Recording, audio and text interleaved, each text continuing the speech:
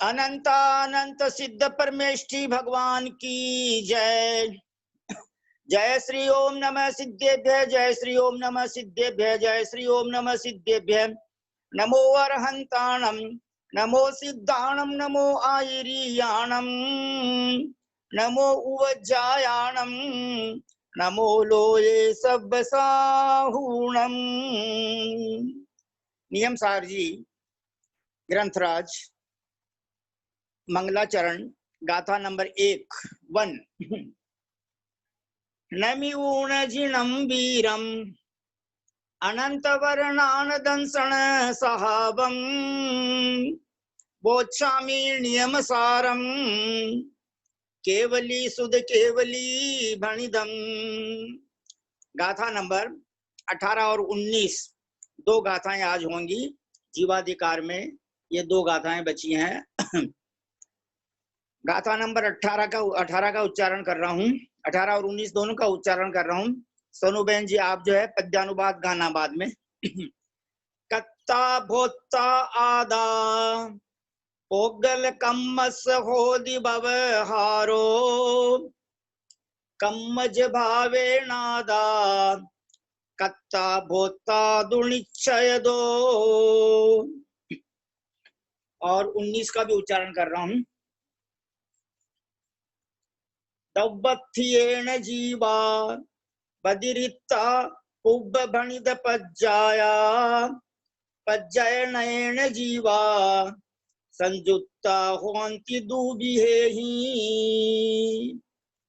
Please दोनों गाथाओं का हिंदी पद्यानुवाद पढ़ने की कृपा करें। सोनू बहन जी। भोक्तानि जातम रहा चिरकाल से है, कर्ता कुकर्म जड़ का व्यवहार से है। भाई अशुद्ध नय से व्यवहार राही, रागादि को करत भोगत आत्मा ही। पंडित जी ये भवराह है कि व्यवहार है? यहाँ पर जो है ना अशुद्ध नय से भाई अशुद्ध, हाँ नय से भव, भव राह राही, भव राह सही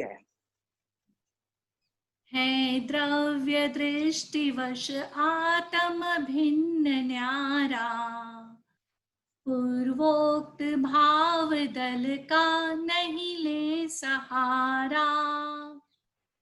पर्याय दृष्टिवश तो स्वपरावलंबी, किंवा नितांत निरपेक्ष निजावलंबी। बहुत सुंदर। देखना इसमें जो वर्णन आया ना प्रतिमा बहन जी, यानी वास्तविक में भाव जैन कब होते हैं? कैसी जैन भैया जी साहब ने कहा था, जब सम्यक दर्शन हो जाता है तब भाव जैन होते हैं। क्या समझे? नाम स्थापना द्रव्य भाव 4 प्रकार के निक्षेप बताए। नाम निक्षेप, स्थापना निक्षेप, द्रव्य निक्षेप, ये सब अपन समझते ही हैं। लेकिन भाव निक्षेप का मतलब है जिसको सम्यक्त्व, सम्यक दर्शन, सम्यक ज्ञान, सम्यक चारित्र प्राप्त हो गए हों, वे जैन कहलाते हैं। क्योंकि धर्म क्या है? धर्म है सदृष्टि ज्ञान वृत्तानि धर्मम धर्मेश्वरा विदु यदि प्रत्यनीकानि भवन्ति भव पद्धति। समंतभद्र स्वामी कहते हैं कि सम्यक दर्शन ज्ञान चारित्र को धर्म कहते हैं। 12 भाव उसमें 6 ढाला में 12 भावना में आया है, जो भाव मोह ते न्यारे, दर्शन मोह से और चारित्र मोह से जो भिन्न भाव है जीव के, तो दर्शन मोह से रही भिन्न मतलब सम्यक के रूप में परिणति हो गई। दर्शन मोह का मतलब मिथ्यात्व, सम्यक प्रकृति, इनका उपशम क्षय होने से जो सम्यक दर्शन प्राप्त हुआ, उसका मतलब है यहाँ पर। तो जो भाव मोहते न्यारे दृग, वो कौन कौन से भाव है? दृग मने सम्यक दर्शन, ज्ञान व्रतादिक सारे सम्यक ज्ञान, और व्रत मने सम्यक चारित्र। सो धर्म जबे जिय धारे, तब ही सुख अचल निहारे। इसलिए हमारी सबकी जो भूल रही है, आज तक हम जो संसार में अटके हुए हैं, हमारे समझ में यानी मूल में ही भूल है। इसको अगृहीत मिथ्यात्व कहते हैं। मान लो हम लोग गृहीत मिथ्यात्व का तो त्याग कर चुके, सिर्फ सच्चे देव, सच्चे शास्त्र, सच्चे गुरु के अतिरिक्त किन्हीं की उपासना नहीं करते। लेकिन जो अगृहीत मिथ्यात्व पड़ा हुआ है ना अनादिकाल से जीवों के हृदय में, मस्तिष्क में, यानी देह बुद्धि, यानी भाव कर्म, द्रव्य कर्म, नो कर्म, बल्कि मैं तो ये समझ रहा हूँ 1 जून से सोनू जैन जी ने समय सार की कक्षा प्रारंभ करवाई थी, 1 जून, यानी आज जो है 30, 31, 61 और 31, 92 और आज 14, 106 दिन हो गए। 106 दिन के अंदर 112 गाथाएं हो गई, और कुछ अष्टमी, 14 पूनम के दिन नहीं भी होती है, अमावस के दिन, और 28 में नहीं भी हुई थी। तो कहने का आशय यह है कि कुंद कुंद भगवान के जितने भी ग्रंथ हैं वो सब अध्यात्म ग्रंथ है मुख्य रूप से। तो समय सार हो, नियम सार हो, प्रवचन सार हो और अष्टपाउड हो, पंचास्तिकाय हो, तो मूल बात को न पकड़ते हुए अगर हम अपने उपयोग को अन्यत्र ज्ञेय विषयों में ही भटकाते रहेंगे तो भी अपना कल्याण होने वाला नहीं है, क्योंकि 11 अंग पढ़ने के बाद भी अभव्य को कुछ भी प्राप्त नहीं होता, उसका गुण स्थान पहला ही रहता है। इसलिए करो सरधान, श्रद्धा करना। अच्छा, दूसरी बात, जो ज्ञानावरणीय कर्म के उदय से मान लो पढ़ना लिखना नहीं भी जानते हैं, जैसे एक शिवभूति नाम के मुनि महाराज थे, उनको नमोकार मंत्र भी याद नहीं हुआ, ज्ञानावरण कर्म का उदय था लेकिन वो बीतरागी थे, स्व संवेदन था उनको। आहार लेने के लिए जा रहे थे, एक महिला दाल साफ कर रही थी, तो उन्होंने मौन छोड़ करके पूछा कि बहन क्या कर रही हो तो उस बहन ने सोचा कि ये मुनिराज कितने भोले हैं, ये भी नहीं जानते कि मैं क्या कर रहा हूँ, मैं क्या कर रही हूँ। तो उसने कहा कि भगवान, मैं दाल को अलग कर रही हूँ और तुझको अलग कर रही हूँ और मांस को अलग कर रही हूँ, है ना। तो उनको याद आ गया कि अरे मेरे गुरुजी ने तो यही कहा था कि तुस मांस भिन्नम। हालांकि गुरुजी ने तो ये मंत्र दिया था, माँ रुस और माँ तुस, किसी पर द्वेष मत कर और किसी पर राग मत कर, ये उसका मतलब होता है, माँ रुस और माँ दुस, माँ तुस। तो उन्होंने देखा कि अरे ये शरीर तो जो है तुस के समान है और आत्मा तो ग्रहण करने योग्य है, इसलिए वो आहार लेने तो गए नहीं, वापिस आके वृक्ष के नीचे बैठे और शुक्ल ध्यान हो गया और केवल ज्ञान की प्राप्ति हो गई यानी अगले ही क्षण में क्या हो जाएगा कोई पता नहीं है। ऐसे उत्तर पुराण में एक कथा आती है, बड़े ध्यान से सुनना, क्योंकि आज अपने को 2 ही गाथा करनी है और फिर अपने को भावार्थ में जाना है। एक मुनि महाराज आहार लेने जा रहे थे, तो 3 व्यक्ति रास्ते में जा रहे थे। 3 व्यक्तियों में एक ज्योतिषाचार्य था, सामुद्रिक लक्षण को जानने वाला तो उसने कहा उन दोनों मित्रों को कि यार कि ये जो व्यक्ति जा रहा है नंगा होकर के, इसके तो शरीर के जो अंगोपांग के उनके जो लक्षण है, ये तो एक राजा के लक्षण होने चाहिए। तो दूसरे व्यक्ति ने कहा कि ये राजा ही थे, इनको वैराग्य हो गया इसलिए इन्होंने मुनि दीक्षा ले ली। तो तीसरे मित्र ने कहा कि इनका मुनि दीक्षा लेना बेकार है, इन्होंने अपने स्वार्थ सिद्धि के लिए छोटे से बालक के ऊपर राज्य का भार डाल दिया और मंत्रियों ने वो बालक को सांकड़ों से बांध दिया, बेड़ी और जेल में डाल दिया और खुद मालिक बन बैठे। बस इतनी बात ये उत्तर पुराण में आया है। इतनी बात सुनते ही उनके मन में रौद्र ध्यान उत्पन्न हो गया और वो आहार लेने के लिए तो गए नहीं, एक वृक्ष के नीचे आके बैठ गए। और उधर से राजा श्रेणिक जो है जा रहे थे समूह शरण में हाथी पर बैठकर। तो जब उन्होंने मुनिराज को देखा तो हाथी से नीचे उतरे, मुनिराज को नमस्कार किया और जाकर के जब भगवान का प्रवचन उपदेश पूरा हुआ और पूछा, भगवान मैंने रास्ते में एक ऐसे मुनिराज देखे हैं जो महान तपस्वी हैं, बताओ उनको केवल ज्ञान कब प्राप्त होगा।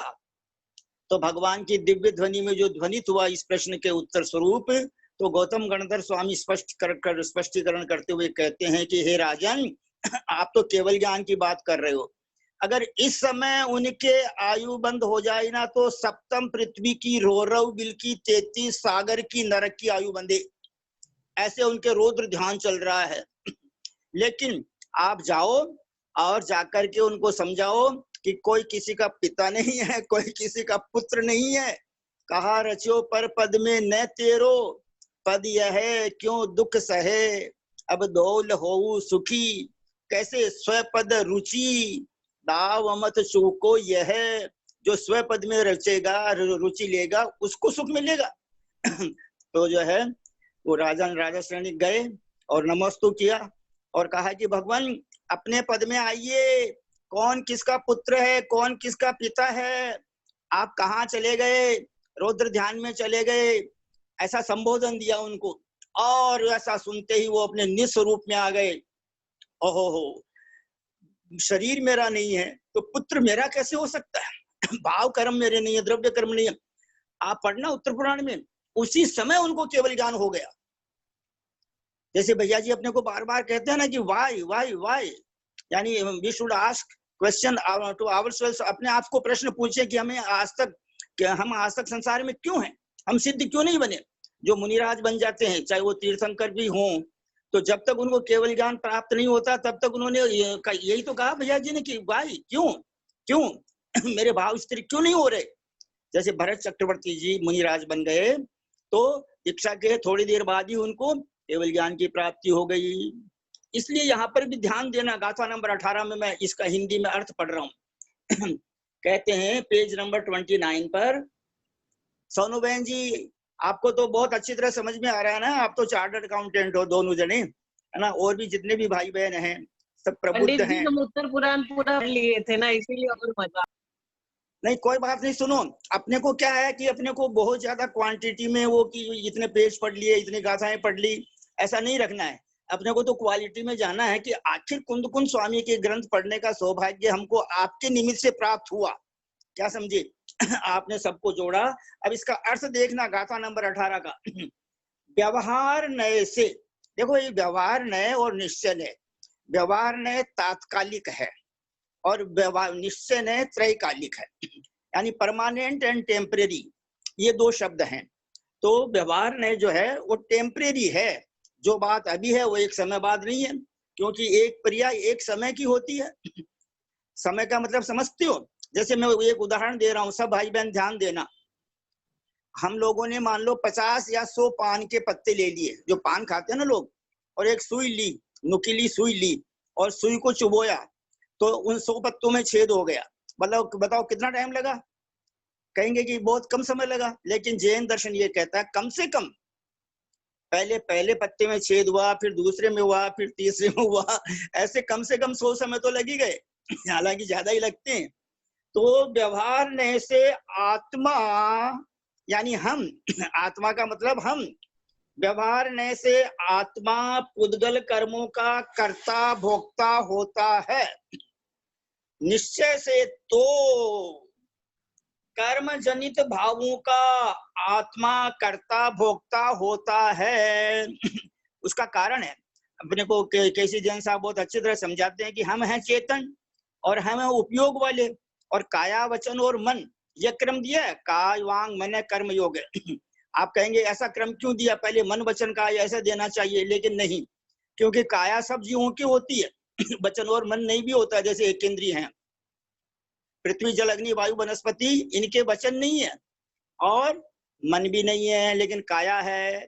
फिर वचन, 2 इंद्रिय से वचन आता है, वचन योग आता है, भाषा वर्गण आती है, और फिर इंद्रियां 5 पूरी होने पर सैन्यपणा आता है, तो मन होता है।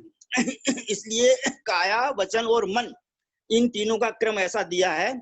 शरीर वांग मन प्राणापाना पुद्गला नाम, ऐसा भी तत्वार सूत्र जी में सूत्र आया है। तो देखो, हम अपने आप को ही समझाओ, बाकी कोई किसी को समझा नहीं सकता है। भगवान का उपदेश सुन करके भी सभी लोग समझ जाएं ऐसा कोई नियम नहीं है। लेकिन कुछ लोग ऐसे हैं जो एक ही बार सुन करके समझ जाते हैं। जैसे नारायण कृष्ण जी अपने छोटे भाई गज कुमार जी को साथ में ले गए नेमिनाथ भगवान के समव शरण में, कि चलो भैया समव शरण में चलते हैं। पहली बार ही गए हो और पहली बार ही उपदेश सुना और उनको वैराग्य हो गया और मुनि दीक्षा ले ली। और रास्ते में जो है वो उनके कृष्ण जी ने एक पिता अपनी पुत्री को साथ में लेके जा रहे थे समव शरण में, वह पुत्री सुंदर थी, तो कृष्ण जी ने कहा कि इनकी जो शादी है वो हमारे छोटे भैया से गज कुमार से करना है। तो जो हुक्म, क्योंकि राजा का आदेश कौन टाल सकता है। लेकिन उन्होंने मुनि दीक्षा ले ली। तो जब बाहर आए तो उसको जो है पुत्री के पिता को क्रोध आया कि संबंध भी कर लिया और शादी भी नहीं करी, मुनि बन गए। तो उन्होंने उनके ऊपर उपसर्ग कर दिया, उनके सिर पर अग्नि जला दी और उनको केवल ज्ञान हो गया उपसर्ग सहन करके, और के मोक्ष भी चले गए अंतःकृत केवली होकर के। ऐसे भी जीव हैं। और जो कई लोग, जैसे हम सब लोग ठटेरे के कबूतरों की तरह हैं, मतलब अभी तक थे, अब तोते की तरह हो जाएंगे। क्या समझे? पिंजरा खुला है, तोता उड़ जाता है और कबूतर जो है वो वहीं का वहीं रहता है, वो मक्का ज्वार के दाने चुगता रहता है।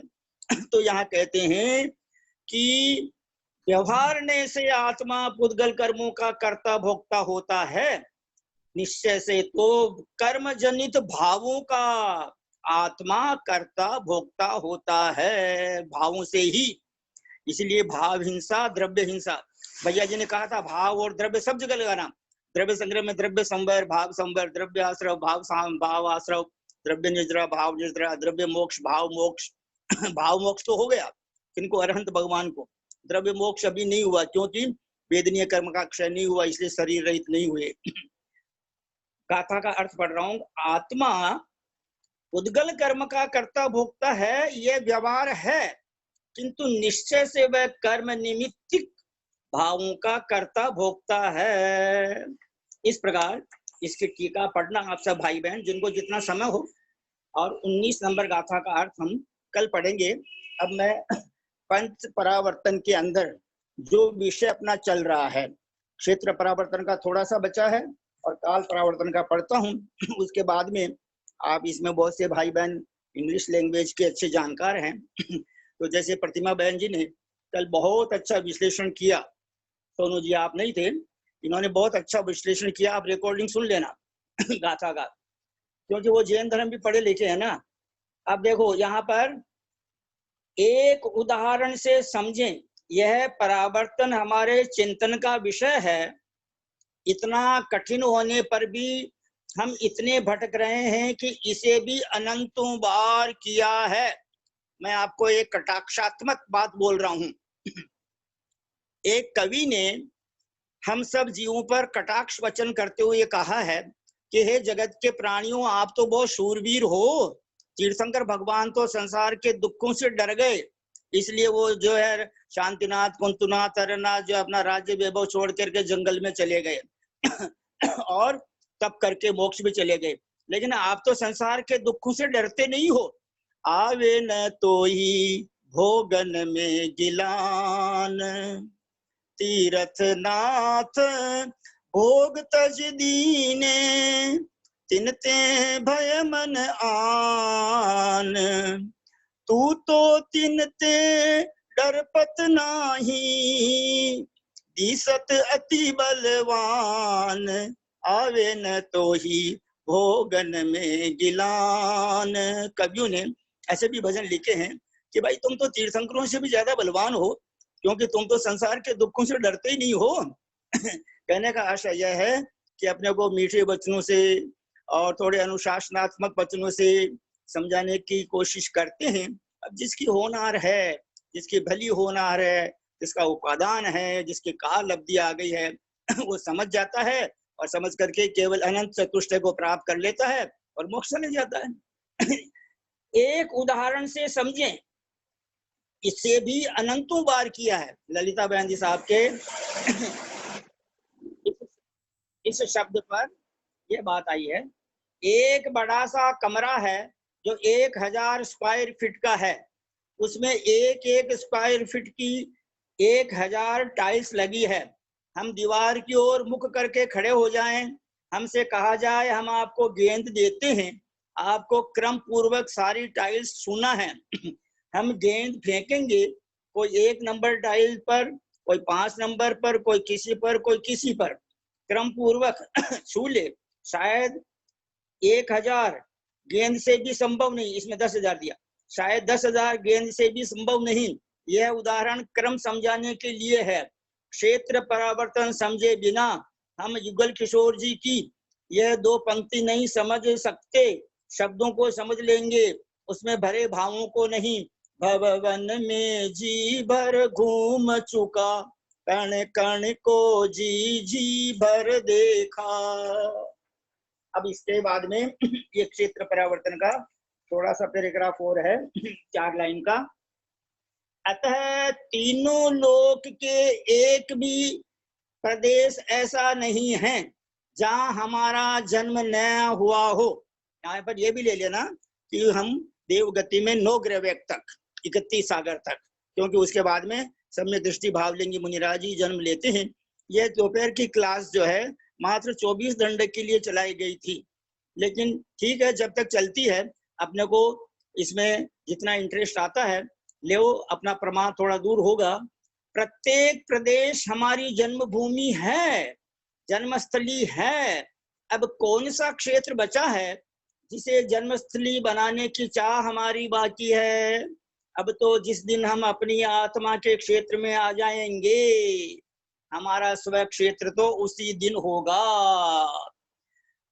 वो है, हम तो कबहू ने निज घर आए, पर घर फिरत बहुत दिन बीते, नाम अनेक धराए। अब मैं परम आदरणीय हमारे सर जी जयचंद जी गंगवाल साहब हैदराबाद निवासी से विनम्र प्रार्थना करता हूं कि कृपया आप हमें 18 नंबर गाथा का इंग्लिश ट्रांसलेशन और कमेंट्री समझाने की कृपा करें, प्लीज। जय श्री गंगवाल साहब।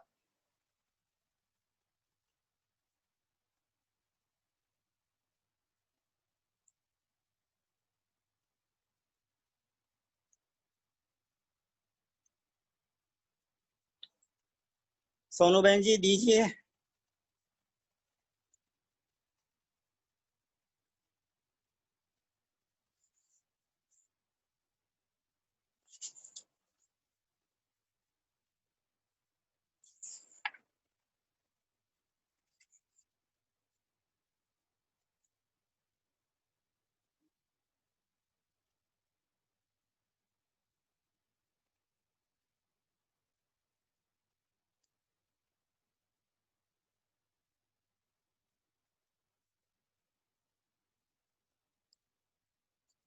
गंगवाल साहब है क्या नहीं है?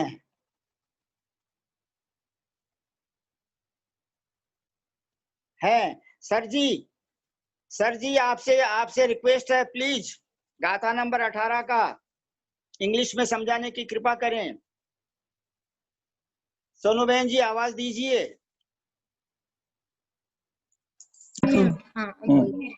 हाँ अभी हो गए। कर दीजिए मेरे को। हाँ भाई साहब आपकी आवाज आ रही है? 18 नंबर का इंग्लिश। जी हाँ। जी हाँ 18 नंबर का। From the practical point of view, हाँ 18 नंबर का उसका translation. From the practical point of view, mundane soul causes material karmas and experiences, but from the real point of view, soul creates experiences through activities arising through the Karma. मतलब इसमें इन्होंने ये कहा है कि प्रैक्टिकल पॉइंट ऑफ व्यू मतलब व्यवहार नहीं से, मंडेन सोल मतलब जो आत्मा है, जो करता है, जो बॉन्ड कर्मों से बंधा हुआ है वो आत्मा, causes material karmas and experiences, मतलब जो व्यवहार नहीं से आत्मा अपने कर्मों को बनता है और उसका अनुभव भी करता है। But from impure real point of view, मतलब ये अशुद्ध निश्चय नहीं से ऐसा कहा गया है। The impure real point of view, the soul creates experiences through activities arising through the effect of karmas. शुद्ध निश्चय नहीं से ऐसा कहा गया है कि आत्मा जो अनुभव करता है वो कर्म के उदय से, कर्मों के कारण ही ये सभी अनुभव करता है। कमेंट्री में, when we think of soul as a substance quite free from distinct from the material karmas, मतलब जब हम आत्मा को कर्मा से बिल्कुल अलग समझते हैं तब we find from the pure real point of view that causes and experiences its own pure thought activities, blissfulness, peace, etc. When we think of mundane soul, which is in the bondage of karmas, we find that from the impure real point of view, it causes the experiences its own impure thought activities like anger, pride, greed, pain, pleasure, etc. The impure thought activities arise in a soul through the operation of deluding karmas. They are not soul's own pure and real thought activities. Whenever an impure thought activity appears in soul, the karmic matter is itself attracted towards soul and bond with. इसका थोड़ा सा explanation करेंगे. When we think as a substance quite free and distinct from the material karmas, जब हम शुद्ध आत्मा का विचार करते हैं जो कर्मों से अलग है, distinct, free and distinct from material karmas, we find from the pure real point of view, निश्चय से हम ये समझते हैं, we find from pure real point of view, causes and experiences its own pure thought activities, blissfulness, peace, etc. यदि हम शुद्ध निश्चय से विचार करें तो आत्मा सिर्फ blissfulness और प्योर थॉट एक्टिविटी, शुद्ध भाव का अनुभव करता है, शांतता का अनुभव करता है. When we think of mundane soul, मतलब mundane soul मतलब अशुद्ध आत्मा, कर्मों के साथ जो आत्मा है वो mundane soul, which is bondage with karmas, we find that from the impure real point of view, मतलब अशुद्ध निश्चय से, it causes and experiences its own impure thought, मतलब खुद के जो अशुद्ध भाव है, अशुभ भाव है, उसको वो अनुभव करता है. जैसे एंगर, प्राइड, ग्रीड, पेन, ये इत्यादि जो राग आदि के जो भाव है, वो जो कर्मों से बंधा हुआ आत्मा है वही अनुभव करता है, उसको ही उसका अनुभव आता है. The impure thought activities arise in soul through the operation of deluding karmas. Impure activities कैसे आते हैं कर्मा में? मोहनीय कर्म के कारण, deluding karmas. मोहनीय कर्म के कारण ये सब भाव, हमारे अशुद्ध भाव आते हैं. They are not soul's own pure and real thought activities. ये जो pride, anger, etc. जो चार कशा है, ये आत्मा के खुद के स्वभाव नहीं है, own pure activity thought नहीं है. Whenever impure thought activity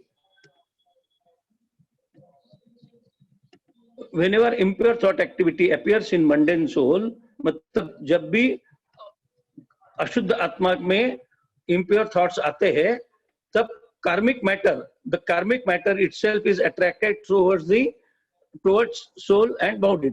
जब भी अशुद्ध भाव हमारे मन में आते हैं, तब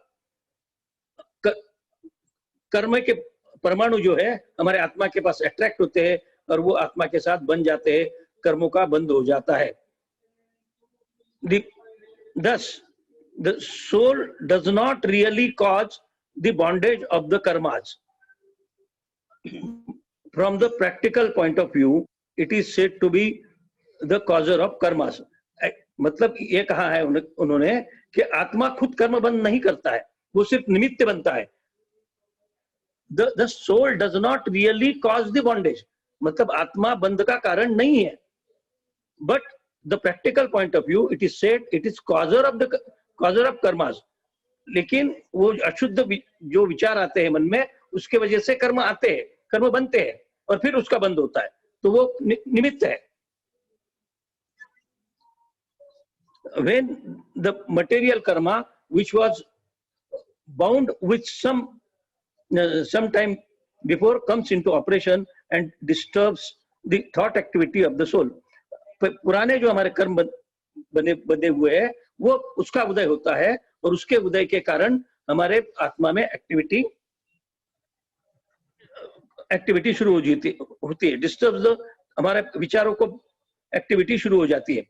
It is then alone the soul experiences pain and pleasure. और जब आत्मा में ये सब थॉट्स की एक्टिविटी चालू हो जाती है, तब आत्मा को दुख और सुख का अनुभव होता है. This is thus the soul in reality experiences its own impure thought activity. आत्मा सिर्फ अपने अशुद्ध भाव को अनुभव करता है। But from the practical point of view, it is said to experience the result of the material karmas.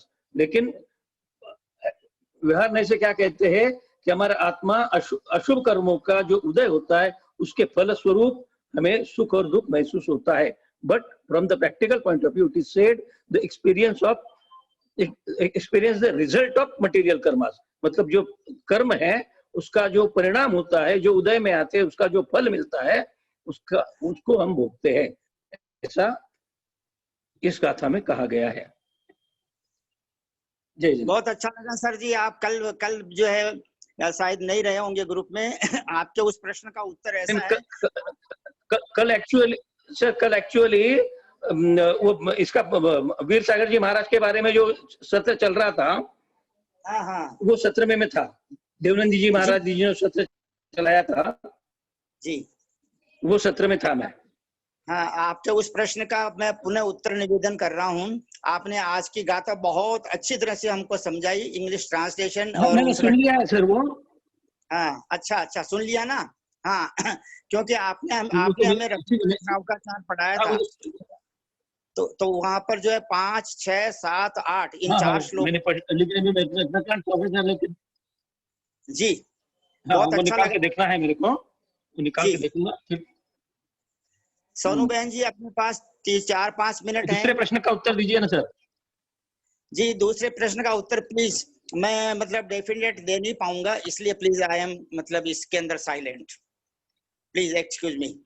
मैं सोनू बहन जी आपसे निवेदन कर रहा हूँ कि नहीं कोई बात नहीं। कल्याण मंदिर स्तोत्र है, आज द्वादशी है, कल त्रयोदशी है।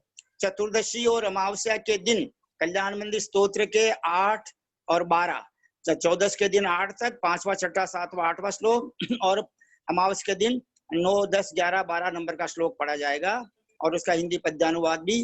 तो अगर आप किसी से उसको मधुर ध्वनि में मतलब जो है गा करके बुलवा सके तो बुलवा लीजिए कल तक कल्याण मंदिर, और आप मेरे को एक बार भेज दीजिए। वो मेरे से डिलीट हो गया है जो पद्यानुवाद है आचार्य श्री के। और इस प्रकार पंडित जी मैंने भेज दिया आपको। अच्छा, बहुत अच्छा लगा। तो इस प्रकार अपन जो है प्रतिमा बहन जी, विजया बहन जी, ये आपको पहले से इन्फॉर्म कर देते हैं। चतुर्दशी के दिन काल अनंत ब्रह्मो जग में, यह जो पुराना सामायिक पाठ है, एक तो वो पाठ पढ़ा जाएगा और आलोचना पाठ पढ़ा जाएगा। और समय रहेगा तो बड़ा समाधि मरण पढ़ना है, यानी जो 55 पद्य वाला है ना, जिसमें सारे मुनिराजों के उदाहरण हैं, तो वो बड़ा समाधि मरण पढ़ना है। क्योंकि चतुर्दशी और अमावस्या दोनों दिन नियम सार से नहीं पढ़े जाएंगे। इसलिए आपको पहले से सूचना है, और कौन भाई बहन पढ़ेंगे वो पहले से रेडी रहना। अब समय ज्यादा नहीं रहा, सभी भाई बहन हाथ जोड़ लीजिए। किन्हीं को कुछ कहना हो तो 1 मिनट में, 2 मिनट में कह सकते हैं प्लीज। हमारे नेमिचंद जी बाबूजी भी इसमें सदा रहते हैं, जयपुर वाले, बहुत अच्छा है। हाथ जोड़िए सभी भाई बहन। यदर्थ मात्रा पदवाक्यहीनम मया प्रमादाद् यदि किंचनोक्तम तन्मे क्षमित्वा विदधातु देवी।